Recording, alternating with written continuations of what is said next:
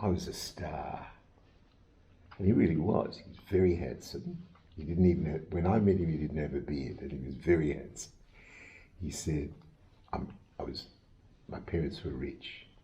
I got the medal at university. Girls were falling over themselves to join me, and he said, and I wanted to go to the bar, and he said that in my mind I was going to be a QC and then a judge, and he said what happened was I suddenly got struck with panic attacks. He said I got these panic attacks and they were so bad that I ended up with agoraphobia, and I could almost not leave the house. If I left the house, I had to leave the house with someone. My wife had to come with me to the office, and I was just, and my career was finished. He said I was just absolutely, I couldn't go to court on my own, I couldn't travel on my own, and he told me that because of that, he started to learn Torah. He was desperate. And he had a friend who was a Lubavitch shliach who offered to teach him Tanya and told him that that would help him. And it in fact did, but it took 20 years for it to help him, or 30 years for it to help him. And he was sitting next to me and he said, and today I learn 3-4 hours a day. And he said, and I have a wonderful life. I'm happily married. My children are all from, and he said, I owe it all to the panic attacks. And he said, and now we share the perspective that the panic attacks were good. But when I started to get the panic attacks, I thought they were ruining my life. But they gave me a life. So what I'm trying to share with you is that the circumstances haven't changed. He got the panic attacks.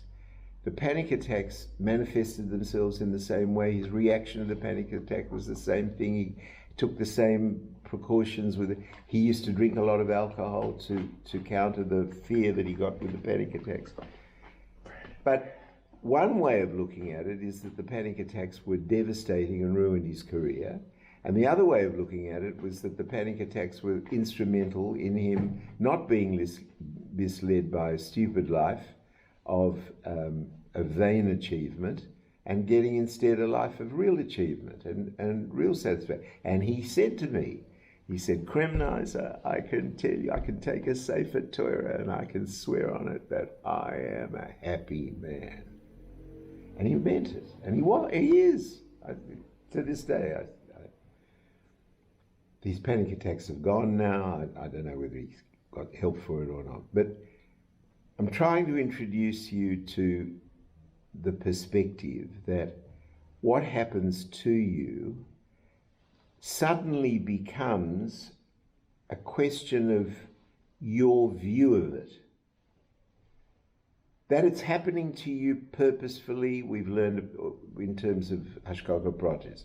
That it's happening to you for your ultimate good, that's not so easy to accept when you're in pain. But the fact is that it is. The only question is, can you adjust your perspective to accommodate what the reality is rather than what is the simple top layer of Gashmias? And Hashem's created the world in such a way that the Gashmias is very obvious, but the driving forces of the Gashmias is not so obvious. It, in fact, is not obvious at all. And if we get time, I'll give 2 examples of that. One is tshuva and one is betochen. But there are energies at work which, if your perspective is trained to include this way of looking at it, then those perspectives are. I'll give you another example. There's a a parsha called Parshas Vayeshev. It's about Yosef. Yosef comes to his brothers. Let me just tell you remind you about Yosef. At the age of 9, his mother dies. At the age of 18, his brothers want to kill him. Instead of killing him, they sell him into slavery. He is bought by a house by a man called Potiphar, and in that man's house he rises to be top of the servants because he's a deeply honest man of integrity. Potiphar has a wife who is one of the Gemara says is one of the 5 most beautiful women in the whole of history. And she is throwing herself at him day and night. And you know, when you read it in the Torah, you don't know the Midrash explains that she was doing this for 5 years. And 5 years he refused her. And what happens? Then one day, everybody knows, she claims that he jumped her and he gets thrown into jail. And not a jail, he's into dungeon. Now, we're talking about an Egyptian dungeon, which is riddled with disease, and the only way out of it is death. Pain and death. Torture, pain and death. I want to ask you a question. When you read Parshas Vayeshev, and maybe you don't remember, so I'm going to answer the question. Do you see Yosef say, "What have you done to me, God? Why? What are you doing to me? What sort of a life are you giving me? I'm doing my best. I'm learning Torah and doing mitzvahs. I'm looking after Potiphar's house. I'm refusing that she's trying to jump me in. What are you giving me? Where am I?" He doesn't say this once. The Rebbe has a whole farbrengen about this, where he actually asks the butler and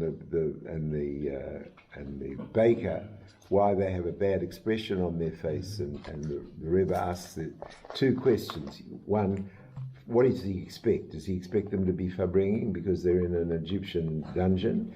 And the second question is, where does he get the koyach to ask that question? Why isn't he thinking about himself? Why isn't he thinking, where's God? Well, I've been abandoned. He's more interested in their welfare. So it comes from a certainty that everything that happened to him is happening to him purposefully, for the good, and for his benefit. The only question is finding it. So Parshas LECH-LECHA introduces us to this issue that it says it in baby language, in code, right?